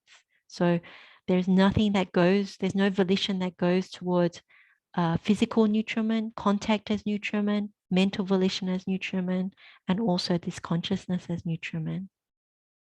So that's the path that is hard to follow, but one wants to follow. So the last part of our session is really around a summary of our meditation steps. So we begin this meditation just like the monastic who makes contact with objects or forms in the village when they go on alms round. They don't carry those things back in their minds to the temple. They apply mindfulness regarding the body to correct any wrong view. They see the perversions, they correct those perversions of fair in the foul. They see the foulness of the body, and they contemplate the arising and passing away of form, so impermanence of form. So we do the same thing in our meditation. Whatever we see when we go to the city or to work, we purify the minds of those things. Whatever people, objects, or forms, we apply the same meditation. We want to empty of those perversions or distortions in the mind. And then we direct our mind to the perception of wilderness. The next step is to empty further of what is in the perception of wilderness. So if you remember, the Buddha instructs us to develop this vast perception of the earth by taking the bull's hide and stretching it over everything, across everything, so that the diversity that we would normally see in our perception is now flattened, and all we see is the vastness of the earth, the perception of earth. Now, you can also use the zip method or the bulldozer method in order to get that flat earth. And then what you do is you empty of any diversity of the element of earth. The mind becomes concentrated, and we get the vast mind from the vast area of earth. The next step is then to empty of the perception of earth to attain to the perception of the dimension of infinite space. So we contemplate that the earth is not mine. So if any objects block the mind, we think they are all simply earth elements that are not mine. If there are still blocks, then we come back to the arising and passing away of form. We see the impermanence of form. So if we're successful, we succeed in that, then we go beyond the form and reach the dimension of infinite space. So what you see is the black space. The next step is to contemplate the feeling of spaciousness. So that is the feeling associated with the dimension of infinite space. And we need to see that as impermanent. So if we understand this Dhamma, then we attain to the perception of the dimension of infinite consciousness. So what we see then is the light, our own light in that black space. We can also attain to this, if you remember, with having genuine gratitude to the Buddha. If we've learned any Dhamma, been able to practice it, seen the fruits of it, then we see the Buddha. The mind expands with that gratitude and reaches the attainment that way. The next step is to contemplate that we are still allowing dependent origination to happen. If you remember, the link in the dependent origination that we need to look at is feelings come to arise because of the contact. So when we have the cessation of contact, we have the cessation of feeling. And when we understand this, then we understand that all feeling is impermanent. So before it was just the feeling dependent on infinite space. Now it is all the feeling. So if this is the case, then we can go beyond the dimension of infinite consciousness and attain to the dimension of nothingness. Here, the mind is now vast and expansive. And you see that light you were seeing in the infinite consciousness is now broken into white dots of light scattered across that black space. So we can also attain to this, if you remember, by looking at everything in the world through the sixth sense experience. It's empty of self and empty of what belongs to self. You see it as not mine. So that's the other way of entering. So you get to that attainment of the dimension of nothingness. The next step is to contemplate that this perception that's remaining, that these things are not mine, that it's also impermanent. So you attain to the dimension of neither perception nor non-perception.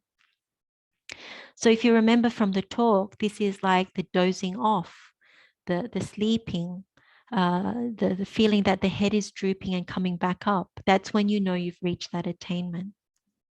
The next step after that is when we come out of the dimension of neither perception or non-perception. So we come back down to the perception of dimension of nothingness. We see flickers of pictures or forms of past births. So we continue to contemplate the arising and passing away of this perception. If you remember the carpenter's example at this juncture, that's very helpful, that the volitional formations that we constructed as not mine, we didn't sign the construction as mine because of the rotten pieces. So that was the extent to which we understood impermanency, just those rotten pieces. So it wasn't complete. So for this step to go to the signless, we need to contemplate that the entire perception completely is impermanent. And if we can do so, then we attain to the dimension that is neither perception or non-perception. So if we continue with that, all the wood pieces are rotten and not mine, and we see the impermanency of the perception, then we reach signless concentration. At this point, we feel like the forehead is active, that there's some sensations around the forehead. The next step, if you want to go further than that, is if you take the perception as not mine, then you reach the liberation due to mind. And you can go further with that, like you can go to Apanita Ceto Vimutti as well by contemplating suffering, but that's quite an involved meditation, and maybe that's something to do separately. So what I would recommend is to meditate very gradually, step by step, but even spend time going from one perception to the next for a length of time to make sure you get that.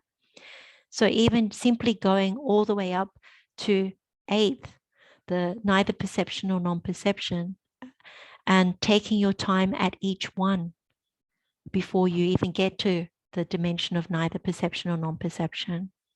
Now, for completeness in these instructions, the final part of the meditation is from the signless concentration, where we recognize, so this is someone who really wants to finish the path. We recognize that we're still allowing dependent origination to happen.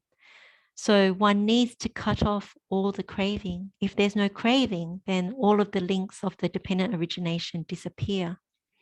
The problem is really with delight, and this is quite deep Dhamma, so it probably requires a different kind of talk, but there's still delight. And so this consists of the craving for sensuality, for existence and non-existence. And the really profound insight is knowing that even the most subtle and long-lasting delight of the arupas, it cannot be sustained. That eventually it will cease after a very long time. We cannot control it and we fall back. So even with noble attainments, the predicament, or actually without noble attainments, so path and fruit, the predicament is actually very dire. So when you truly see this in the meditation, and I think for most of us, seeing it theoretically is quite important, but for those who are practicing towards Nibbana, then if you really truly see it in the meditation and you contemplate it, then you would genuinely resolve to destroy the taints. And so then at that time, you, with that resolution, working towards that, you would on attainment have that highest right view, that third noble truth, the complete cessation of suffering, Nibbana. So essentially, that is the real emptiness that the Buddha is talking about, the emptiness that he calls pure, superior, and unsurpassed.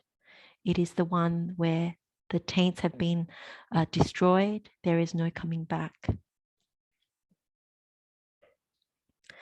So that is the Dhamma for today. Hold on a second.